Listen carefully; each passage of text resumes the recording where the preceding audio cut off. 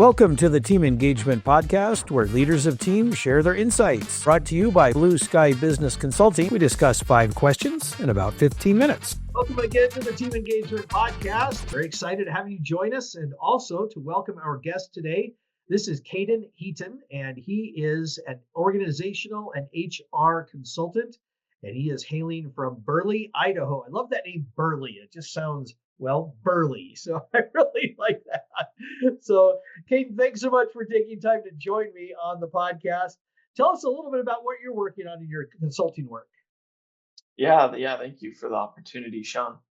I mostly work with companies that are looking to diagnose and help them understand why they're feeling like they're losing with their employees, and I help them kind of flip that around and help them start winning again with their employees.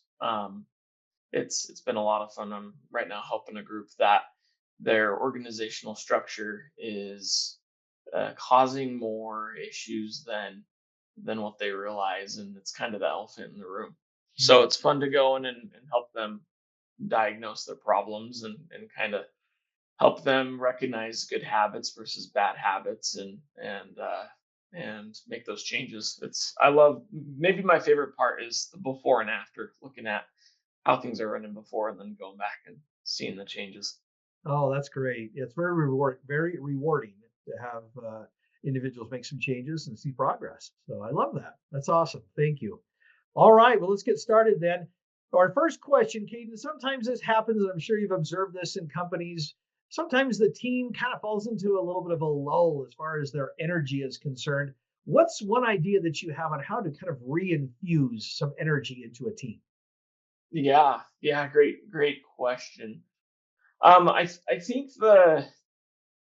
one aspect of reinvigorating teams that gets overlooked is the idea that great leaders are able to get to know those teams and find out what intrinsically motivates them. One intrinsic motivator I think that usually gets missed is the power of having a team that believes in and fully understands the company's mission and vision. I think sometimes those get labeled as kind of maybe like a corny little slogan, or I don't know if you remember back in Boy Scouts and Cub Scouts, we had our team slogans, or our troop slogans, and then all that, and it got repetitive and a little bit cheesy. And it's not like that. It's something that when an employee wakes up and they're going to work, it's something that they feel like they can get behind, and it makes them excited to go to work and be a part of the team if done properly and correctly. Right. Oh, I love that, because you're absolutely right. I could not agree more. It's very intrinsic, and you got to be able to connect it. And obviously, you're very skilled at doing that, because that's an important part of re-energizing them. Yeah, I like that. That's a great comment. Okay, question number 2. How can leaders promote learning in their company? Oh yeah, this is. I recently was dealing with a company, maybe about 8 months ago, that to tell you a quick little story, this individual, he had been fantastic at the position, at the role he was in, and then he got promoted to a new position and role. He had the hard skills he needed, but what he lacked was the soft skills. He'd never been in that managerial position before, and the soft skills he needed in his previous position were ones he'd developed and refined and done really well. Well, it was really kind of a sad story to watch this manager promote him and then let him flounder and kind of leave him to fail. And this manager expressed frustration to me because his employee had done really well in their previous role, but I had to explain to him, you can't just promote someone and then neglect to help that employee develop those necessary soft skills. And the manager asked me, well, what are soft skills? What do you mean? And so we had that conversation. But there's that key important, I think, aspect of employee development, of helping the employee. It's really easy to train an employee in how to use your company's CRP or your other softwares.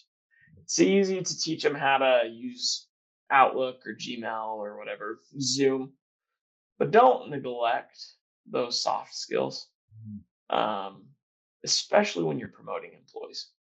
I really like that. So, including into all of your training and learning the soft skills, the people skills, and those kinds of things. I really like that. I think that's a very important part. As a fellow consultant in the business world, I could not agree more because that's something that both of us obviously have seen a lot of. That leaders, they do their best to lead in a particular way, but the soft skills need some development, and a lot of times that does get overlooked, and that usually is the one that kind of causes the most trouble and creates the most disharmony in a team. So I'm glad that you're working on that. I think that's important. Question number 3: what's one tip that you have for delegation? Oh, great question. With delegation, I think that an important thing, we as a company oftentimes will spend tons of money on marketing and investing to really understand the strengths and the strengths of our product and who our key core customer is. Imagine if companies spent a fraction of that time and money understanding their employees in the same way that they spend to understand their customers. Great point. Now, imagine if that company that truly understood their employees was then able to better delegate those employees based on their real strengths. Going back to those soft skills, maybe that we talked about, maybe come into play. But oftentimes, Sean, you've probably talked a lot with your clientele about employees who are in the wrong seat on the bus, or Right. maybe just on the wrong bus. Yeah. But there has to be a certain level of understanding and research that goes into understanding who your employees are before you could effectively delegate to them. Oh yeah, absolutely. It's a great comment. And that's a new perspective for me, Kaden, the way that you said that. And I really appreciate it. Specifically about what if we took even just a small fraction of the effort and the money and everything that we take to know our customers? What if we were to put that similar type of effort on a smaller scale to get to know your people, get to know your team, get to know your employees? That would make such a huge difference. But how often do we really do that? And you're absolutely right. Some companies are investing millions to identify the ideal client and how to connect with them. Imagine if we did that with our employees. That's a great insight, a great new perspective for me, something for me to think about. So I love that. That's awesome. Thank you. You're welcome. All right, question number 4. And you kind of talked about this a little bit earlier with question number 1, but how can leaders better communicate the values and the vision and the mission? And so some of those kinds of things that you talked about as an intrinsic motivator, how can they communicate those things better to help it connect better with their employees? Yeah, I love this question. First thing I would say is if your executive teams and your upper management, your VPs and your upper management teams, if they do not fully embrace, if they don't eat, breathe, and drink and sleep the purpose and vision, the lower employees will sniff it out so fast and they will not take it seriously. So it's got to start from the top. Second, I think that when a strategy fails or an employee struggles, it's good to ask yourself a couple questions. Um, did this fail because of a lack of alignment with the vision and the purpose of the company? Is there a misunderstanding of the lack of alignment, or is it an intentional resistance? What are the barriers that are encouraging that vision? And then is there a coaching opportunity? What I'm getting at is, well, once you've asked yourself and done maybe a health check on what's going on and why it is happening, and asking some specific questions that don't blame the individual, but look to diagnose a root cause analysis, then I am a very big fan of specific targeted coaching and training opportunities that are applicable to that employee because it's something that they're actually actively encountering in their daily work life. Oh, I like that. That's good. So individualized approach. That's great. Okay, question number 5, and I'm really excited about this one because this is a fun way for me to kind of finish up and wrap up the podcast. But tell us a little bit about a favorite baseball memory.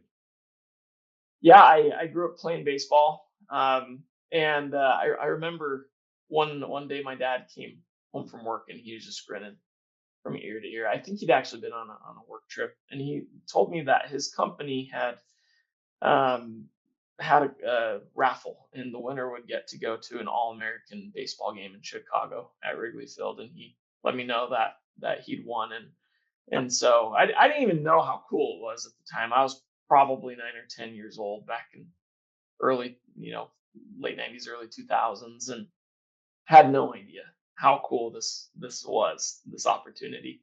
I look back on it with fondness, going out and went and stayed on at a really nice hotel, and got to go to the baseball convention that they hold beforehand, and got to participate and get signed memorabilia, and then got to go see Team America versus Team USA play, and that's some of the top players in the nation got to go play. It was awesome. That is really cool. That's a great experience. I love hearing all these different stories that people have about baseball memories. And I've mentioned this on the podcast in previous episodes, but I'll say it again.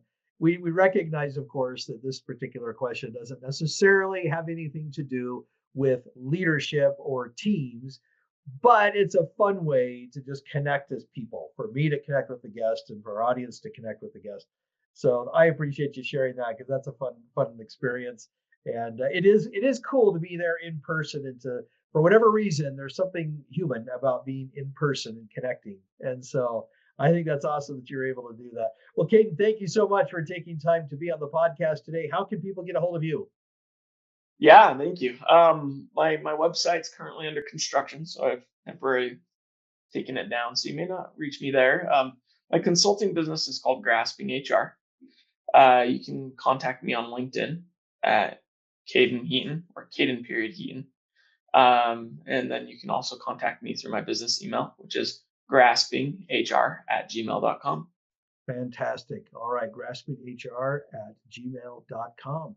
All right, thank you so much, Kaden. We appreciate you joining us, and thanks to all of you who tune in every episode to hear a little bit more about leadership and teams. We thank you for participating and wish you a very happy day. This is Sean Richards with the Team Engagement Podcast, where leaders of teams share their insights. For more ideas, go to teamengagementpodcast.com. We also invite you to follow or subscribe to our podcast wherever you may be listening or watching. Is your business thriving? Go to tbs-score.com to find out. Thanks for joining us today. Have a great day.